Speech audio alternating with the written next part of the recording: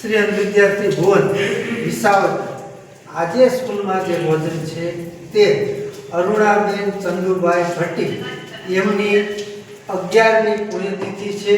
એમના મોક્ષાર્થે આ ભોજન રાખેલું છે. તો આપણે સૌ ઈશ્વરના ચરણોમાં એવી પ્રાર્થના કરીએ કે અરુણાબેનના આત્માને શાંતિ અને સદગતિ મળે અને આ દિવ્ય આત્મા ઈશ્વરમય બનીને રહે એવી સૌ આપણે પ્રાર્થના કરીએ.